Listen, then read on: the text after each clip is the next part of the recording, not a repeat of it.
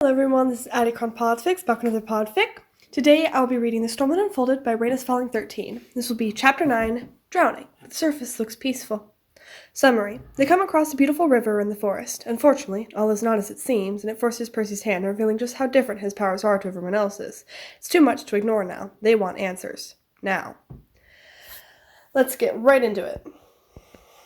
They'd been trekking for hours through the forest, having cleaned out the curses in the village dotted throughout it. Now they had to make their way through the trees toward the rendezvous point. As the group of 6 trudged their way through, they came across a beautiful river. Given the heat of the day and the tiredness from the day hunting, it wasn't a surprise the kids, and Percy was including Gojo there, wanted to go for a dip. He gave it a once-over to make sure it was safe, and sure enough, the river looked perfect. The late afternoon sun hit the water just right, sending rippling reflections against the trees. The air was crisp, carrying the scent of damp earth and trees. The riverbed was clear, smooth stones visible beneath the surface. It was, by all accounts, pristine. And yet, as he knelt by the water's edge and pressed his fingers to the surface, something inside him recoiled.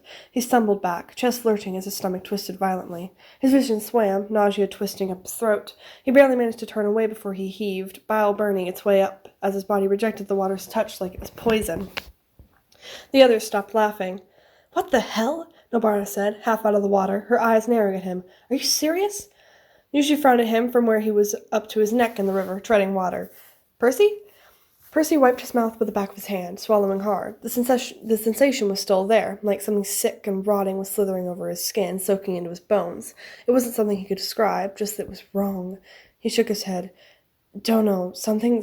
He swallowed thickly. "Something's off." Nobara raised an eyebrow, floating lazily on her back. "You sure you're not just being dramatic?" She kicked a foot up, splashing water toward him. "Feels fine to me." Percy barely stopped himself from flinching. His heart hammered. Fine. Fine? He felt like he'd dunked his hand into a corpse. The river should have felt like, well, a river. It should have floated around him, recognized him. Water was his element, the one constant in his life. Even here, in this world, it had never rejected him before.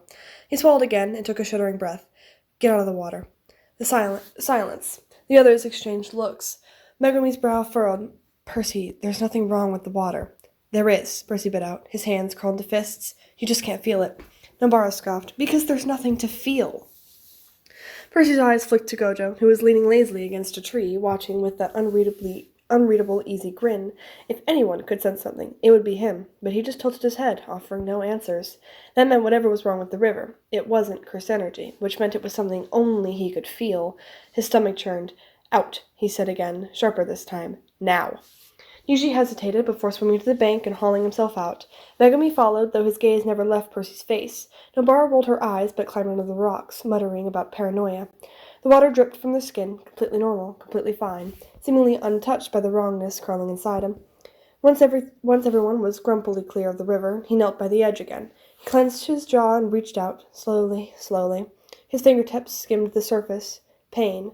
Not his own, not physical. Something else entirely. Something inside the river itself. A crawling sickness that pulsed under his skin like it was from a second heartbeat.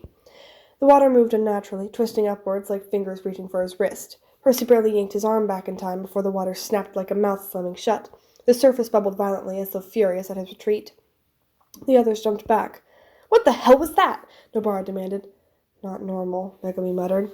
Percy's heart pounded. It wasn't attacking him. It was like it was desperate, almost feeling like someone was drowning. But a river can't drown, can it? He staggered back as he realized it wanted something. The others saw nothing, felt nothing. He could tell from the blank stares, the way Megumi's eyes flicked to his hand but never landed on anything unusual, because there was nothing. No cursed energy, no visible change, just water, rippling as it had before, as if nothing had happened, except Percy knew better. The water surged again, this time reaching out and latching onto him. Panic flared in his chest, and Percy barely bit down on the instinct to fight. He hadn't done that. The river had. He could feel it creep up his arm and wind around his chest, feel it settle on his bones and in his lungs, trying to pull him into the water. No, wait. It was guiding him to something. He grit his teeth, inhaled the disgusting water through his nose, and focused, allowing his body to sink under the surface. "What's wrong?" he thought. "Tell me what's wrong." The river shuddered, and then he felt it. Solid shapes under the surface, half buried in the riverbed. Not rocks, not driftwood, something else. His foot hit something hard beneath the silt. When he reached down, fingers brushing against it, the reaction was instantaneous. The river attacked him, lashing out and exploding upwards, slamming into him with enough force to send him flying back. He barely had time to react before the water coiled around his legs and yanked. It pulled him under, and for a horrible, suffocating moment, he was 17 again. His time spent in the hands of his would-be murderers, their games which involved trying to drown him in various liquids, his time suffocating in mud and silt and slurry, of his time in Alaska trapped in a muskeg. That's what the river felt like, and he struggled to disassociate from the sensation of drowning. Percy fought. His power flared instinctively, violently. Water responded as he forced it back. The river screamed, a soundless, shuddering ache in his skull. Something was deeply wrong. The river was killing itself. He surfaced, gasping for breath he shouldn't have needed, emphasizing just how wrong this water was from what it was supposed to be. Everyone was on their feet, eyes wide. Yuji had already started wading toward him, but Percy lifted a hand. "Don't," he snapped. "Stay out." Because now he thought he knew what he was dealing with. Not a curse, not a polluted river, a broken shrine. He struggled to the river's edge and hauled himself out, heaving and coughing up the water. He just sat away from where the river should reach him, forcing himself to ignore the shuddering sensations it was emitting, the equivalent of screams. He stared at the water as his fingers brushed over the object he'd grabbed in his brief stint at the bottom of the river. A fragment of sacred wood, carved and worn smooth. He could feel the echo of power inside it, faint, dying. It tried to pull him under because it thought he was taking what little it had left of its anchor. Percy exhaled sharply. "Damn it." "The river's not cursed," he said hoarsely. "It's dying." Megumi frowned. "What do you mean?" "The shrine has been broken, and falling and tossed into the river. The river spirit's been trying desperately to hold on to the pieces ever since."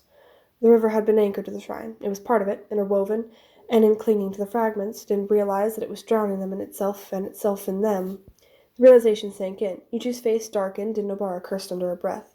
Megumi's gaze lingered on Percy's drenched form. "And you figured that out how?" he asked, skepticism filling his question. Percy hesitated, then, as casually as he could manage, "Water talks to me, okay? It wasn't a lie. It also wasn't something he wanted to explain further." Megumi clearly wasn't satisfied, but before he could press, the water shifted again, gurgling, a last aching plea. Percy exhaled. "I hear you." Then, without another word, he dived back in.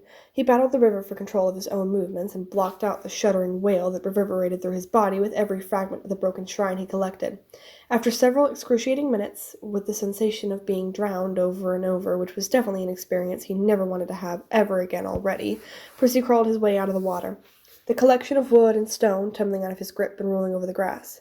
He heaved for breath, feeling what he could only describe as a whimper from the river as he dragged his body and the shrine fragments further away from the edge. He ignored the array of expressions from the group watching him. He'd deal with them later. For now, he had to focus on the river spirit. He staggered his way a little up the river until he found the site where the shrine used to sit. He knelt in front of the crumbling base and began one of the hardest puzzles he'd ever had to put together. Carefully, he managed to stick them into the correct form, and he physically felt the tension and fear lift from the air around him.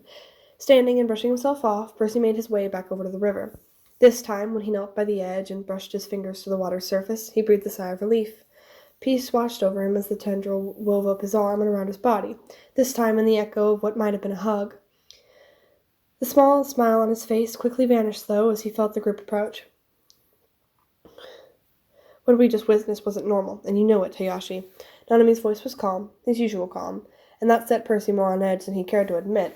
Was it forced? He was irritated with himself that he couldn't tell.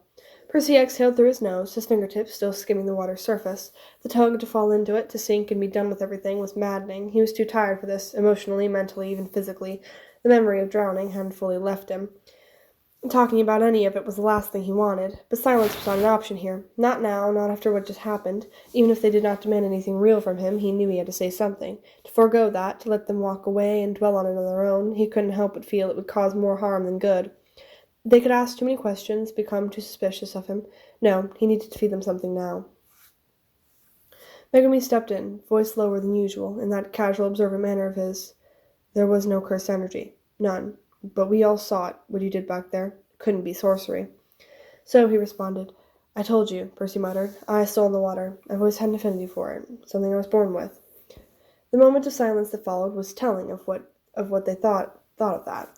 He could feel their attention, waiting, not judging, just waiting. He sighed, dragging a hand on his face. Damn it.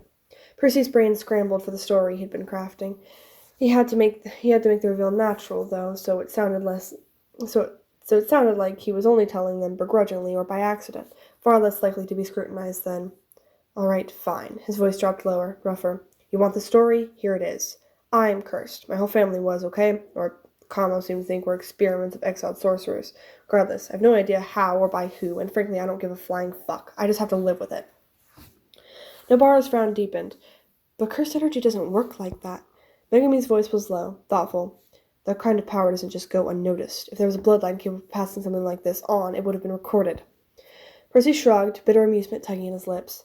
We were just insignificant. He rolled his shoulders, trying to remember what he'd read and what the Kamo had shared with him. None of us had anything real, just minor abilities, things that didn't matter. We always lived in a small group in remote villages with no one around us. Once our ancestors were exiled, we had no clans, no records, no importance. That still doesn't explain why it's different with you, Nanami observed. Like I said, we all only had very minor abilities, akin to party tricks, really, which is why you lot never kept track of us, I assume. We weren't sorcerers, after all. In the end, though, I guess all we ever needed was a trigger to turn it into a fully realized power. The wistful lilt to his words contrasted them sharply as he lazily waved a hand over the murmuring stream. It burbled underneath his touch, wisps forming around his fingertips. Yuji was quiet, like he didn't want to interrupt, but he tried to voice the question everyone was thinking. Trigger? Is that how you... Percy's jaw tensed, remembering it still hurt, even after all this time. I watched my friends get butchered, my cousins, the people I grew up with. We were all slaughtered like animals. Those lucky enough to survive were taken and tortured instead. Percy exhaled hard through his nose, like he was trying to hold something back, but the bitterness crept through. And our parents, people who should have been unquestionably on our side, they fucking turned on us. They handed us over to our killers on a silver platter and didn't even bat a fucking eyelid. Oh, but the anger was real. The anger was so fucking real. No one spoke. Yuji seemed horrified by his words, anger on his behalf showing on his face, while beside him, Megumi stiffened, something unreadable flashing behind his eyes. You survived, Nanami said, voice that ever-neutral steadiness, if you want to call it that. Percy's laugh was empty. They took me. I don't know how long they kept me, months, maybe longer. He looked away, eyes distant, as if he were watching something none of them could see. They found out I couldn't drown, so they thought they'd find something I could drown in, to see if my flesh was as resistant to fire as the sea is, to see what would happen if every drop of moisture was pulled from my body. The others stayed silent, horrified. I died over 100 deaths in their cells, and they did not care. I was not a person to them. Percy let out a slow, unsteady breath. Eventually, I got out, and before you ask, he interjected as Nanami opened his mouth. I don't remember a thing about it. They were finally about to kill me, and then I opened my eyes in Minami.